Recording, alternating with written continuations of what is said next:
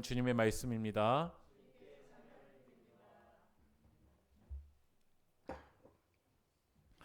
네, 오늘 말씀의 제목은 신호등의 목적이라는 제목으로 하나님의 말씀을 나누겠습니다. 제가 다녔던 고등학교에는 야구부가 있어서 매 시즌이 되면 그 야구 응원을 하러 이제 야구장에 갔습니다. 근데 처음에 야구장에 갔었을 때 제가 깜짝 놀라는 모습들이 있었습니다. 그것은 무엇이었냐면 코치랑 감독들이 계속해서 막 귀를 만졌다가 뭐 머리 만졌다가 막 가슴을 탁탁 두들겼다가 뭐 계속해서 이런 표시들을 하는 거예요. 머리 만졌다가 코 만졌다가 귀 만졌다가, 그리고 이제 투수가 공을 던지려고 하면 그 투수가 공을 던지기 전에 포수가 계속해서 뭐 가위바위보 하듯이 계속해서 뭔가를 신호를 보내는 거예요. 저는 처음 그 야구를 직관했었을 때 그 모습을 보면서 깜짝 놀랐어요. 근데 그게 뭐냐면 사인입니다. 이제 감독이 이제 코치에게 명령을 내리고 이제 코치가 선수들에게 사인을 보내는 거죠. 지금 도루를 해라. 아니면 투수에게 지금 직구를 던져라. 아니면 지금 견제구를 던져라. 하는 바로 사인입니다. 그런데 그 사인을 제대로 알아차리고 그 사인에 맞게 행동할 때 아마 건강한 선수라고 이야기할 수 있을 거예요. 그런데 사인을 제대로 인식하지 못하고 그에 합당한 행동을 하지 못하면 아마 그 야구 프로리그에서는 방출 대상 1순위가 될 수 있을 겁니다. 우리 한번 말씀을 읽어볼게요. 요한복음 2장 11절 읽어볼까요? 시작. 예수께서 이 첫 표적을 갈릴리 가나에서 행하여 그의 영광을 나타내심에 제자들이 그를 믿으니라. 오늘 제가 왜 야구 경기에 대한 이야기를 먼저 이야기했냐면 오늘 말씀의 첫 표적, 그러니까 예수님께서 요한복음에서는 2장에서 이제 표적을 처음 나타내십니다. 근데 그 표적이라는 단어가 영어로 찾아보면은요, 사인이라는 단어예요. 사인요. 그러니까 다른 공간복음서에서는 기적이라는 단어를, 요한복음에서는 표적이라는 단어로 사용합니다. 이게 헬라어로는 세메이온이라는 단어인데 이 세메이온이라는 의미는 뭐냐면 뭔가를 지시하고 있다라는 거예요. 그러니까 오늘 이 기적은요, 무엇인가를 가리키고 있다라는 거죠. 오늘 물이 포도주가 됐다. 거기서 우리가 만족하고 나도 물이 포도주가 되게 해주시옵소서 라는 말씀만으로 만족하고 있다라면 이 사인을 제대로 바라보고 있지 않는 거야. 오늘 성경은 이 기적을 통해서 무엇인가를 가리키고 있다라는 거야. 아마 오늘 여러분들도 차를 운전하고서 교회 오실 때, 때로는 버스를 타고 오실 때, 이 차를 타고 오다 보면은요, 신호등에서 표시를 나타냅니다. 사인을 해요. 그럼 녹색 불이 뭐죠? 가라는 거죠. 빨간 불은요, 멈추라는 거고, 노란 불은 이제 경고등이잖아요. 조심하라는 거죠. 이제 바뀔 수가 있으니까. 그러니까 그 사인을 통해서 가라고 할 때 우리는 그 표시를 받아들이고 움직여야 아마 건강한 운전자일 겁니다. 근데 계속해서 그 색깔을 바라보고 있다든지 아니면 신호등에 집착하고 있다든지, 그렇다면 그 신호등에 집착하고 있는 모습을 통해서 아마 운전이 건강하게 되어지지 아니하고 사고가 날 수 있다라는 거예요. 제가 지금 손가락으로 여기 화면을 한번 이렇게 가리켜 볼게요. 그러면 제 손가락을 바라보고 여러분 어떻게 하셔야죠? 화면을 바라봐야 됩니다. 근데 제 손가락을 바라보는 거죠. 왜 이렇게 손가락이 굵냐? 보니까 손톱에 좀 때가 껴있는 것 같은데? 라고 한다라면 아마 제가 손가락을 가리키고 있는 그 손의 기능이 제대로 이루어지지 않는 것일 겁니다. 건강한 교회라면요, 이 교회를 통해서 무엇을 바라보는 교회가 건강한 교회냐면 예수를 바라보는 교회가 건강한 교회입니다. 오늘 제가 여러분들에게 하나님 말씀을 선포하잖아요. 여러분들도 생각할 거야. 어떤 설교가 정말 좋은 설교일까? 좋은 설교는 이 설교 안에 유머가 많은 게 좋은 설교가 아닙니다. 여러분들이 생각했던 그 이념을 공감해 줄 수 있는 그런 이론을 이야기해 주는 게 좋은 설교가 아닙니다. 좋은 설교는 예수를 가리키는 설교가 좋은 설교입니다. 그리고 좋은 설교에 반응하는 좋은 신앙인은요, 그 설교를 통해서 예수 그리스도를 바라보는 겁니다. 그런데 오늘 설교 빠르게 너무 빠르다, 느리다, 왜 오늘 유머가 이런 유머를 왜 썼나, 안 썼나, 이거에 집착하고 있다면 아마 저는 오늘 이 설교를 효과적으로 했다라고 하지 못할 거야. 그런데 우리들은 이 하나님의 말씀을 들으면서 정말 예수 그리스도를 바라봐야 되는데 예수를 바라보기보다는 내가 보고 싶은 걸 바라볼 때가 많은 것 같아요. 여러분 오토바이 소리가요 어떻게 들리죠? 이게 부릉부릉 이게 오토바이 소리가 들리잖아요. 근데 그 오토바이 소리가 들릴 때 스님과 목사님이 듣는 소리가 다르대요. 스님은 어떻게 이 오토바이 소리를 듣냐면요, 붓다 붓다 다다다다 붓다 이렇게 듣는다는 거예요. 붓다가 그 석가모니나 이게 다 같은 말이잖아요. 깨달은 자라는 뜻이잖아요. 그런데 목사님은 이 오토바이 소리를 어떻게 듣냐면요, 붕 붕 붕 붕 붕 이 오토바이 소리를 계속 붕으로만 계속해서 듣는다는 거죠. 그러니까 우리가 이 하나님의 말씀을 통해서 정말 예수를 바라봐야 되는데 내가 바라보고 싶은 걸 바라보는 거야. 여러분 요한복음은 예수가 누구신가? 이 기독론에 대한 책입니다. 우리가 이 요한복음을 통해서 예수가 누구인지를 고백하고 그 예수 그리스도를 믿고 힘있고 생명력을 얻게 되는 책이 바로 요한복음입니다. 그러면 오늘 우리가 이 시간 가나 혼인잔치의 표적을 통해서 예수를 바라봐야 되는 거야. 그러니까 오늘 기적 자체에 의미가 있는 게 아니라 그 기적은 무언가를 가리키고 있다는 거야. 그런데 우리는 그 기적 자체에 집착합니다. 그 기적이 있냐 없냐를 가지고 살아있냐 살아있지 않냐로 우리는 집착해버릴 때가 많은 것 같아요. 오늘 표적을 통해서 예수 그리스도를 바라봐야 됩니다. 예수가 하나님의 아들이고 메시아이고 구원자이시고 생명임을 우리들은 고백할 수 있어야 돼요.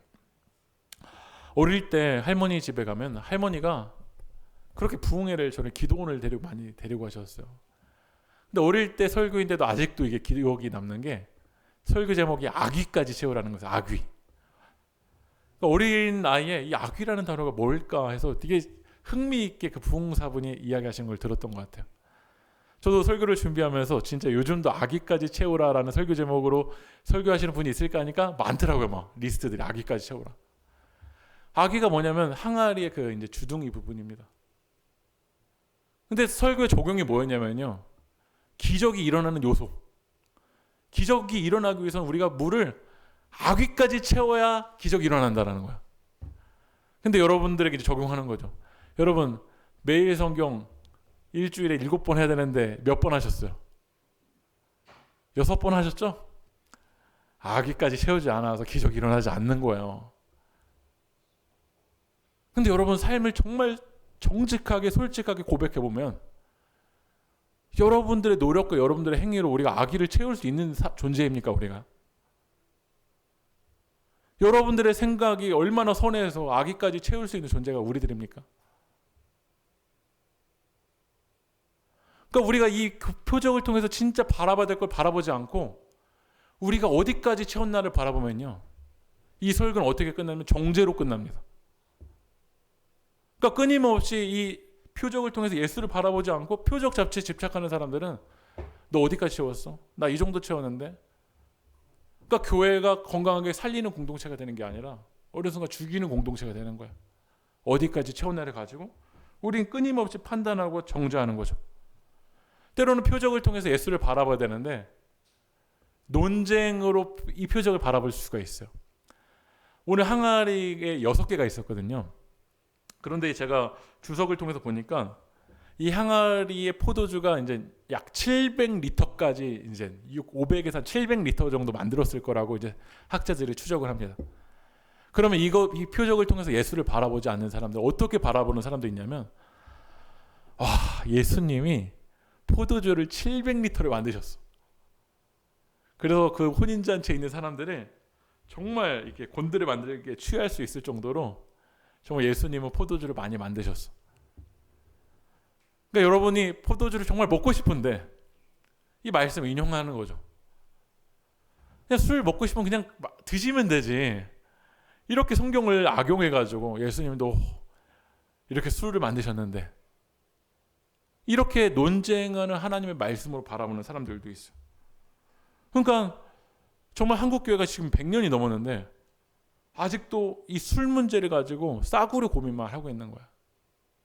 정말 이 포도주를 통해서, 포도주의 기적을 통해서 예수가 누구인가, 그것이 그 고백이 점점 깊어져야 되는데 우리들의 고백은 예수를 향해서 나가지 않냐고. 저 손이 굵네, 짧네. 이 손가락만 바라보고 있는 거죠.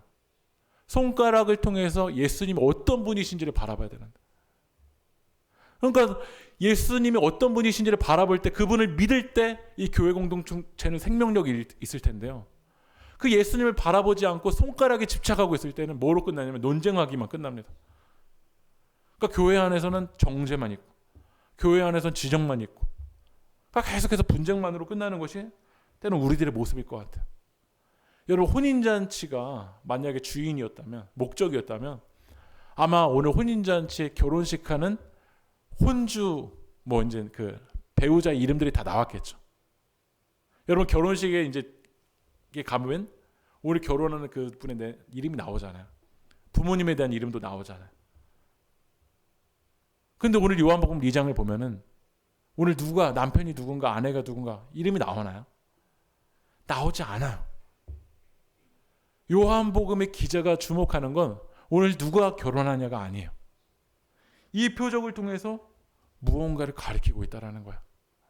그래서 저는 오늘 여러분들이 이 세메이온 사인을 통해서 그 표적 자체에 집착하는 것이 아니라 오늘 표적을 통해서 예수님이 누구인지를 믿음으로 고백하는 여러분들에게 축복합니다. 그러면 오늘 이제 요한복음 2장으로 들어갈 텐데요.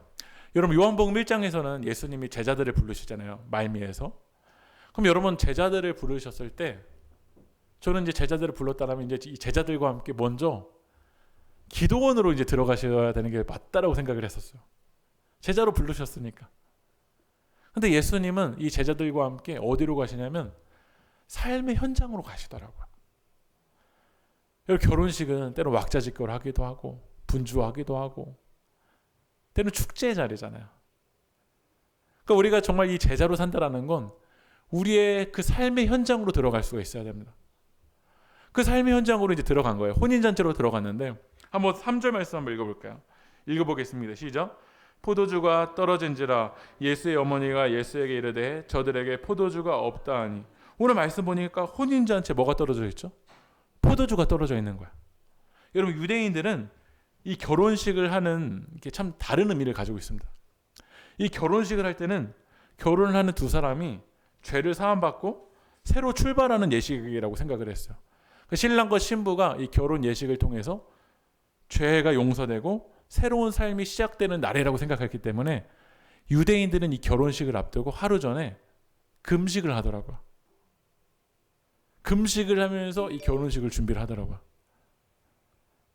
여러분, 결혼식 앞두고 하루 동안 금식하시고 결혼식 하신 분 계세요?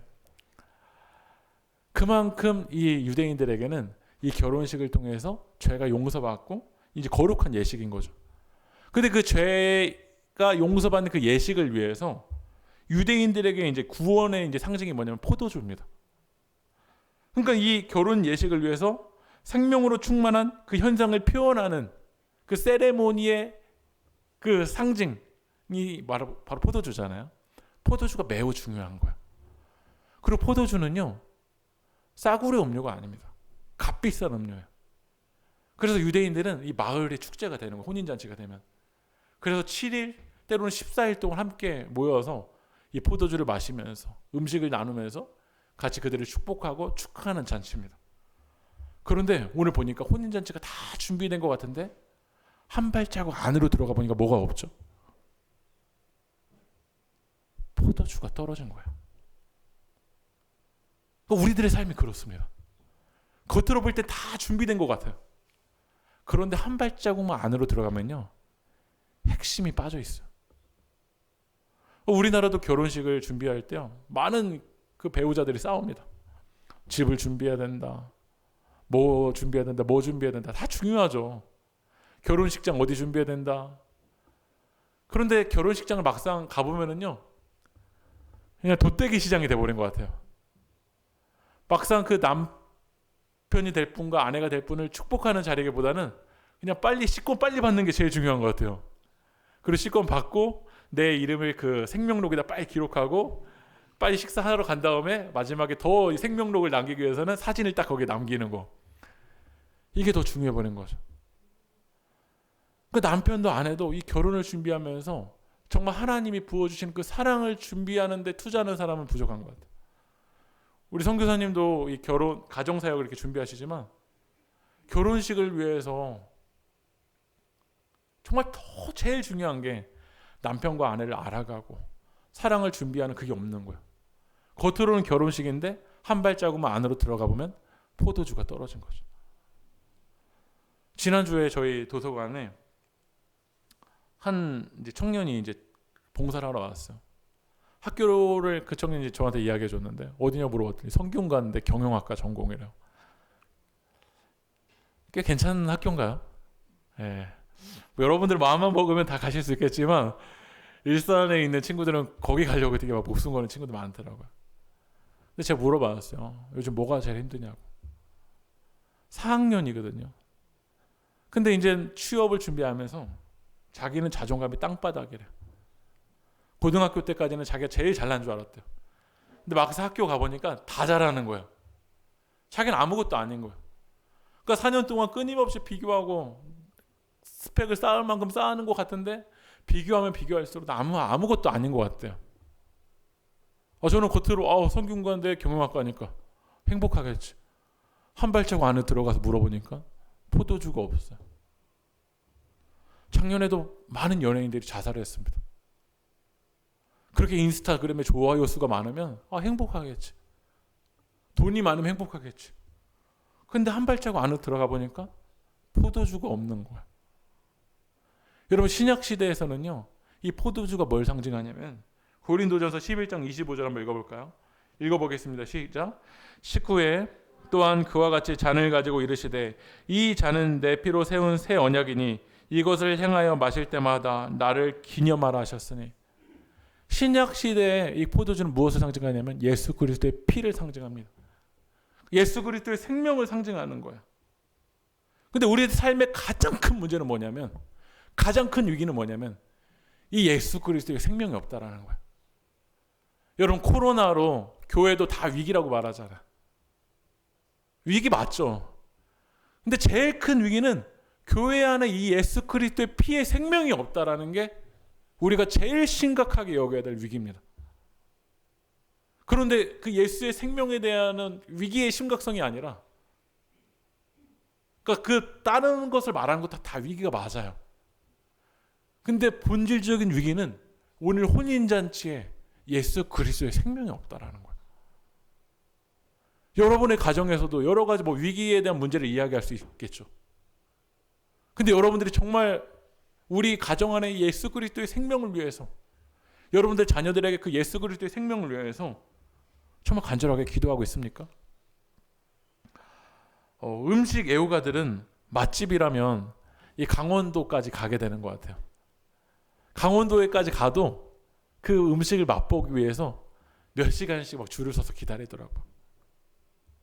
근데 몇 시간씩 줄을 서더라도 그 음식을 맛본 순간 어떻죠? 내가 여기까지 온 그 교통비? 그거 다 잊어버립니다. 아니면 진짜 그 맛 한 번만 보더라도 그걸 다 잊어버리더라고요. 교회도 마찬가지라고 생각합니다. 교회가 세상이 줄 수 없는 그 생명의 맛을 준다라면 교회가 세상과 똑같은 세련미가 없더라도 사람들이 기다리지 않을까요? 그걸 갈망하지 않을까요? 문제는 무엇이냐면 혼인잔치에 포도주가 없다라는 거예요. 여러분 우리가 고린도 전서를 이제 내일까지 보면은 내일 화요일까지 보면 끝납니다. 고린도 교회에 은사가 없었습니까? 고린도 교회에 능력이 없었습니까? 병고침이 없었나요? 방언이 없었나요? 통역이 없었나요? 음식이 없었나요? 그 안에 부자들도 있었잖아요. 근데 문제는 뭐냐면 고린도전서 1장에 보면 십자가의 도의 능력이 없는 거예요. 고린도전서 15장을 보면 그들이 부활하신 그 예수 그리스도를 믿질 않아요. 그러니까 다른 게 위기가 아니라 혼인잔치에 포도주, 그 예수 그리스도의 생명이 없다라는 거야. 오늘 이 결혼식에 포도주가 없다는 소식을 이 예수님의 어머니 마리아가 파악하고 예수님에게 이야기를 합니다. 한번 말씀 읽어볼게요. 요한복음 2장 4절 같이 한번 읽어볼까요? 시작. 예수께서 이르시되 여자여 나와 무슨 상관이 있나이까 내 때가 아직 이르지 아니하였나이다. 저는 어렸을 때 이 말씀 읽으면서 왜 이렇게 예수님은 예의가 없지? 이런 생각을 했던 적이 있던 것 같아요. 저기 이제 도준이가 제 아내에게 이야기하는 거죠. 여자요 예. 제 아내가 제 도준이한테 오늘 저기 물이 좀 떨어졌다, 물 좀 채워줘 그랬는데 갑자기 도준이가 여자요. 나와 무슨 상관입니까? 이제 이런 얘기 아니에요. 근데 이 여자요라는 단어는 헬라어로 귀네라는 단어인데 이제 부인을 이야기하는 단어입니다. 근데 예수님이 이제 의도적으로 부인이라고 이야기했던 건 오늘 이 말씀과의 관계에서 어머니의 관계로서가 아니라 예수 그리스도로 이야기하고 싶은 것이 있는 거예요. 그것은 무엇이냐면 내 때가 이르지 않았다는 거예요. 그러니까 예수님은 오늘 이 말씀에 주목하는 게 내가 오늘 이 자리에 와서 물을 포도주로 만들기 위해서 내가 이 땅에 오신 게 아니라는 거죠. 예수님은 보냄을 받은 자야. 그럼 보내신 자는 누굴까요? 하나님이죠. 하나님이 예수 그리스도를 이 땅에 보내셨잖아요. 그럼 이 땅에 보내셔서 보내신 자가 보냄을 받은 자에게 위임한 사역이 있습니다. 위임한 게 있어요. 그건 그때 이루어지는 거죠. 그때는 무엇이냐면 바로 하나님과 우리의 막혔던 그 관계를 회복하기 위한 바로 십자가의 사건입니다. 그때가 아직 이르지 않았다라는 거예요. 그런데 어머니는 오늘 이 예수님 어머니 마리아가 또 이야기를 하는 거죠. 하인들에게 예수님 뭐라고 말씀하시든지 그대로 순종해라. 그랬더니 예수님이 한번 말씀 읽어볼게요. 요한복음 2장 6절 7절 읽어볼까요? 시작. 거기에 유대인의 정결 예식을 따라 두세 똥 드는 돌 항아리 6이 놓였는지라. 예수께서 그들에게 이르시되 항아리에 물을 채우라 하신즉 아기까지 채우니. 그러니까 오늘 말씀 보니까 항아리가 있었다라는 거야. 근데 그 항아리는 무엇을 위한 항아리였죠? 유대인의 정결 예식을 위해서 항아리가 있다는 거예요. 그러니까 유대인들은 이 죄를 씻기 위해서 여러 가지 예식들을 했었습니다. 근데 그 정결 이 세레모니를 하기 위해서 이 항아리에 있는 물로 씻으려고 하는 거야. 물로. 근데 그 돌 항아리에 있는 물로 아무리 씻어봐도 우리들의 죄가 어떻게 되죠? 집집마다 돌 항아리가 있어서 그 항아리에 있는 물로 내가 씻어보려고 하지만 그 물로 내 죄가 씻기냐라는 거야. 우리들의 삶의 본질적인 문제가 이 돌 항아리에 있는 물로 우리들의 모습이 씻기냐라는 거죠. 그런데 오늘 주님 말씀하시잖아요. 돌 항아리에 물을 채우라. 근데 그 아기까지 채우니까 그 물이 무엇으로 바뀌었죠? 포도주로 바뀌었다라는 거야. 이 표적을 통해서 주님이 말씀하고 싶으신 것이 있습니다. 그것은 무엇이냐면 우리들의 죄는 이 유대인의 정결 예식을 통해서 씻겨지는 것이 아니라 바로 물을 포도주로 변화시켜 주신 그 예수 그리스도의 보혈의 피로 우리들이 깨끗하게 씻김받을 수 있다는 거예요. 그래서 오늘 우리가 찬양을 통해서 고백했어요. 한번 가사를 같이 읽어보면 같이 한번 읽어볼까요? 시작. 큰 죄에 빠진 날 위에 주 보혈 흘려주시고 또 나를 오라 하시니 주께로 거저갑니다. 우리 2절도 한번 읽어볼까요? 죄를 씻는 능력은 주 보혈밖에 없으니 정하게 되기 위하여 주께로 거저갑니다. 여러분 이 고백이 여러분의 진실된 고백입니까? 오늘 예수님은 이 표적을 통해서 가르치고 있는 것이 있는 거예요. 단순히 물이 포도주가 되었다, 이 놀랍다가 아니라 유대인의 이 세레모니로 아무리 씻을 수 없는 것을 예수님은 예수님의 때에 이루실 거예요. 십자가를 통해서 예수님은 찢기시고 피 흘리시고, 왜 피 흘리시죠? 여러분들을 깨끗하게 씻김받기 위해서라는 거예요. 오늘 포도주가 떨어져 있어요.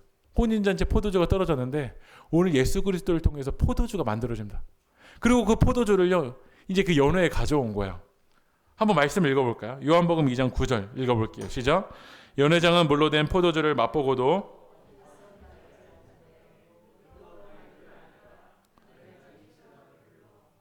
오늘 사람들이 이 잔치에 참여한 사람들이요 포도주를 맛봤습니다. 맛보고서는 너무 맛있다. 어떻게 이런 포도주가 있는가? 그런데 문제는 뭐였죠? 어디서 왔는지를 모르는 거예요. 우리들의 인생이 왜 헤매냐면 우리는 어디로서부터 왔고 어디로 갈 존재라는 걸 잊어버리는 거야. 우리가 하나님을 떠나서 우리의 생명을 잃어버렸는데 다시 이 생명을 회복하기 위해서 어디서부터 와야, 어디로부터 출발해야, 어디로부터 와서 어디로 가야 우리들의 생명을 얻게 된다는 걸 잃어버리고 있다는 거야. 그러니까 우리들의 삶의 문제가 그거잖아요. 물어보면 다 행복하고 싶고 다 승리하고 싶고 다 하나님 안에서 행복하고 싶다고 말할 거야. 그런데 어디서부터 왔는지를 모르는 거야. 어디서 왔는지를 모르니까 그러니까 스마트폰 안에서 계속해서 비교하고 있고 이 사람 저 사람의 말로 비교하고 있고 이 사람 이야기를 들으면 이 사람 이야기가 맞는 것 같고 저 사람 이야기를 들으면 저 사람 이야기가 맞는 것 같고 때로는 정치적인 신념이 포도주인 것으로 착각하고 있고 내가 만들어 놓은 내 경험이 나에게 진짜 기쁨을 줄 수 있는 것으로 착각하고 있어. 근데 한 발자국 들어가서 어디서 왔는지 알아? 라고 물어보면 모르는 거야. 그러면 여러분들이 예수 그리스도의 복음을 안 여러분들이 해야 될 일은 뭘까요? 우린 그걸 전해줘야 돼요. 물이 포도주로 바뀐 그 기적을 이야기하는 게 아니라 어디서 왔는지 그걸 이야기해야 된다는 거야. 그런데 이 표시는 초록불의 표시가 가라는 표시인데 초록불의 표시를 보고 야, 이 신호등 더 보래? 너무 신기하지? 요거만 보라고 우리를 집착하게 만들고 있다는 거야. 초록불을 봤다면 갈 때 능력이 있고 역사가 일어납니다. 오늘 이 시간 표적을 받으러 봤다면 아, 예수로부터 오는구나. 예수를 통해서 내 죄가 씻김받을 수 있다는 것을 우리는 고백할 수 있어야 됩니다. 그 요한복음 1장에서 2장까지 올 때까지 우리 그거 본 거야. 요한복음 1장이 찬송이었잖아요. 말씀이 육신 되어서. 아, 우리를 살리기 위해서 말씀이 육신 되어오셨구나. 세례 요한의 증언을 통해서 나 세례 요한 나는 메시아가 아니야. 예수님만이 세상 죄를 지고 가는 하나님의 어린 양이야. 나다나엘에게 예수님 말씀하시는 거죠. 더 큰 일을 보여줄 거야. 더 큰 일은 무엇인데요? 오르락 내리락 하는. 예수 그리스도를 통해서만이 오르락 내리락 한다는 걸 요한복음 1장까지 쭉 봐온 거야. 그러면 요한복음 2장에서 우리는 이 표적을 통해서 더 예수님을 바라봐야죠. 그런데 요한복음 2장 딱 가면 사람들은 와, 놀랍다. 표적에 머무르고 있다는 거야. 제가 예전에 KBS 연기대상에서 정영원이 시상을 받았는데 정영원이 이런 이야기를 하더라고요. 하나님께 영광 올려드립니다. 그러면서 이렇게 고백하더라고요. 약한 것에서 가장 큰 것을 이끌어내 주신 하나님 감사합니다. 사람들에게 고백하는 거죠. 내 연기가 내 노력이나 내가 아기까지 채워서 한 것이 아니라 하나님이 약한 것을 끌어내어 주셔서 내가 여기까지 올 수 있었습니다. 이게 놀라운 가증인 것 같아요. 우리는 세상에서 이걸 전해야 됩니다. 나 예수로부터 왔다. 내가 완전한 사람 아니야. 그러니까 사람들이 여러분들을 바라보게 하는 것이 아니라 여러분의 언어와 여러분의 삶을 통해서 예수를 바라볼 수 있게 해줘야 됩니다. 우리 세계교회가 건강한 교회 되기 위해서는요. 우리 교회가 완전회가 아닙니다. 우리가 이야기하잖아요. 아, 초대교회로 돌아가자. 초대교회로 돌아가자. 진짜 초대교회 돌아가면 큰일 난다니까요. 진짜 초대교회 한번 여러분 돌아가 볼까요? 한번요, 우리? 못 견뎌요. 초대교회가 완전해서 초대교회로 돌아가자는 게 아니라요. 초대교회의 능력이 있던 건 우린 연약해. 예수를 바라봐. 우린 부족하지만 예수를 바라봐. 그러니까 초대교회 놀라운 하나님의 역사가 일어났던 건 그 사람들 베드로를 바라봐서가 아니라 베드로가 가리키고 있는 예수 그리스도를 바라볼 때 하나님의 놀라운 역사가 일어났던 거예요. 바울이 이야기하잖아요. 나는 죄인 중에 괴수다. 그에게는 병도 있고 연약한 자였어. 그러나 바울에게 하나님 역사하셨던 건 바울이 놀라워서가 아니라 바울이 가리키고 있는 예수님이 완전하셨습니다. 바울이 가리키고 있는 성령님이 놀라우셔서라는 거예요. 그러니까 우리가 세계교회가 이럴 때일수록 더 예수를 가리켜야 돼요. 예수를 바라봐야 돼요. 우리 말씀 읽어볼까요? 요한복음 2장 11절 같이 한번 읽어보겠습니다. 시작. 예수께서 이 첫 표적을 갈릴리 가나에서 행하여 그의 영광을 나타내심에 제자들이 그를 믿으니라. 오늘 이 말씀만 보고 이제 마칠 텐데요. 그런데 정말 중요한 건요. 어디서 왔는지를 본 사람은 있는데 믿은 사람의 하인이란 이야기가 나오나요? 하인들은 알았잖아요. 그러니까 우선 1차원적으로 많은 사람들은 맛보기는 하는데 이 세상에서 이건 내 힘으로 안 된다라는 걸 맛보는 사람들은 많은데 1차원적에 머무는 사람이 있어요. 2차원. 하인처럼 예수 그리스도부터 왔다라는 걸 아는 사람이 있어. 그런데 믿진 않아. 여러분도 여기까지 고백하시고 하인처럼 예수로부터 왔다. 그런데 누가 제자냐면 보기만 했다라고 제자가 아니라 믿어야 제자입니다. 맛본 것으로 끝나는 사람이 있고 맛본 예수 그리스도를 믿고 따라가는 사람이 있더라고요. 저 우리 세계교회가 하인들처럼 본 것에서 그치는 것이 아니라 믿고 따라가는 여러분들이 되게 축복합니다.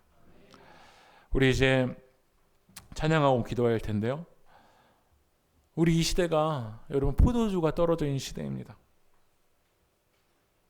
겉으로는 많은 기술력이 발달되어 있고 프로그램이 발달되어 있고 여러 가지 화려한 모습이 있지만 한 발자국만 들어가 보면 포도주가 없어요.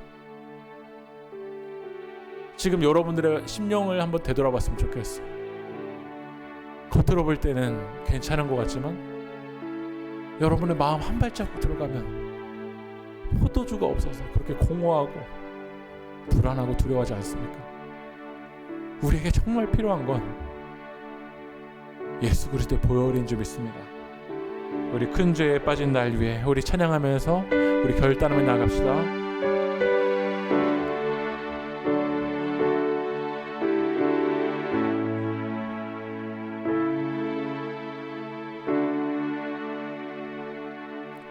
큰 죄에 빠진 날 위에 주 보혈을 흘려주시고 또 나를 오라 하시니 주께로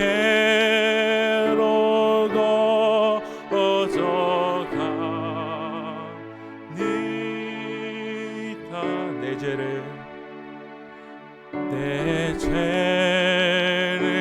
씻는 능력은 주 보혈과 꽤 없으니 정하게 되길 원하여 주께로 거저갑니다.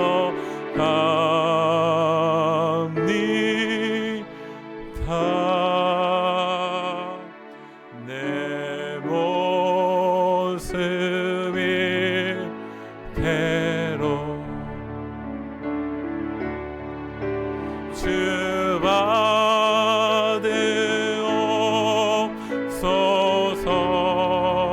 받으옵소서. 날 위해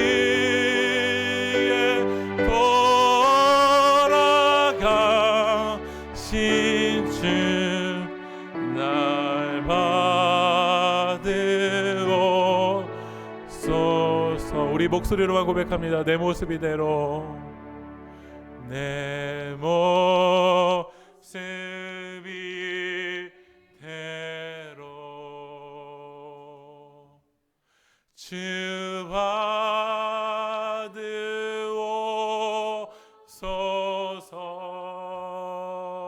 받으옵소서. 날 위해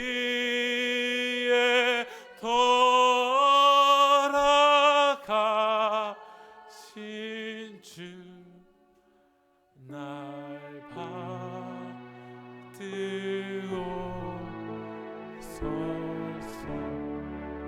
여러분의 집에, 여러분의 삶에 항아리가 6개 있습니다.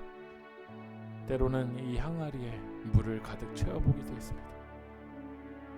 그리고 그 항아리 가득 찬 물로 나를 씻어보려고 이 항아리 저 항아리 바꿔가면서 씻어봤지만 공허하고 또 공허하고 또 갈급하고 또 무너질 때가 참 많습니다. 그것은 우리에게 예수 생명이 없이는 우리는 한 발자국도 나아갈 수 없는 존재이기 때문입니다. 오늘 이 시간 우리가 간절하게 기도할 때 물을 포도주로 변화시켰던 주님, 우리에게 생명으로 찾아오신 주님, 오늘 이 시간 우리의 삶에 예수 그리스도의 보혈의 피로 덮어주시옵소서. 우리의 가정을 주님의 보혈의 피로 덮어주시고 우리의 자녀들을 주님의 보혈의 피로 덮어주시옵시고 오늘 이 시간 우리가 더 예수 바라보게 하여 주시옵소서. 우리가 이 시간 예수 그리스도의 능력을 더 의지하게 하여 주시옵소서. 오늘 이 시간 예수 그리스도의 이름으로 기도하게 하여 주시옵시고 예수 이름으로 기도할 때 하나님 우리가 다시 일어나고 살아있고 생명력 있게 주님 더욱더 나아갈 수 있게 하여 달라고 우리 함께 기도하며 나가겠습니다. 주여 아버지 하나님 우리를 잡아주시옵소서. 아버지 하나님 우리 시간 우리 하나님 우리 항아리 가운데 하나님 우리의 물을 아버지 하나님 주님의 보혈의 피로 덮어주시옵소서. 아버지 하나님 우리를 붙잡아주시옵소서. 아버지 하나님 우리 시간 이 표적을 통해서 아버지 하나님 예수님만이 우리의 메시아이시고 예수님만이 우리의 구주이시고 예수님만이 우리의 능력자이시고 아버지 하나님 예수 그리스도만이 우리의 생명임을 우리가 바라봅니다. 아버지 하나님 우리의 연약함을 십자가기보다 아버지 하나님 믿음의 눈을 들어서 하나님 이 주님을 바라보게 하여 주시옵시고 아버지 우리 교회 가운데 우리의 가정과 우리의 삶 가운데 하나님 예수님의 생명으로 우리를 가득 부어주시옵소서. 아버지 하나님 오늘 시간 하나님 오늘 예배 가운데 아버지는 그 진짜 참 포도주를 주님 맛보게 하여 주시옵시고 오늘 시간 우리가 기도하며 나갈 때 우리의 생명을 대신 그 예수님을 맛볼 수 있게 도와주시옵시고 아버지 우리 입술을 통해서 우리의 삶을 통해서 어디로부터 왔는지 모르는 자들에게 정말 예수만이 참 생명이고 예수만이 길리이시고 예수만이 진리이고 예수만이 능력이고 예수만이 우리의 모든 것 되신다라고 고백할 수 있는 우리들이 될 수 있게 하여 주시옵소서. 예수님 오늘 이 시간 우리를 만나 주시고 예수님 우리 영혼을 붙잡아 주시옵시고 예수 그리스도 이름으로 설 수 있도록 하나님 일하여 주시옵소서. 하나님 우리는 큰 죄에 빠진 우리들이지만 우리를 위해서 주님 보혈을 흘려주시고 우리를 오라 하시는 그 주님의 은혜에 감사합니다. 물을 포도주로 변화시켜 주셨던 주님, 우리들이 그 예수 그리스도의 피를 통해서 참된 생명을 얻고 늘 예수를 바라보며 믿음으로 승리할 수 있도록 주님 인도하여 주시옵소서. 이루고 역사하실 그 주님을 찬양합니다. 이 모든 말씀 예수 그리스도의 이름으로 기도합니다. 우리 다 함께 일어나셔서 우리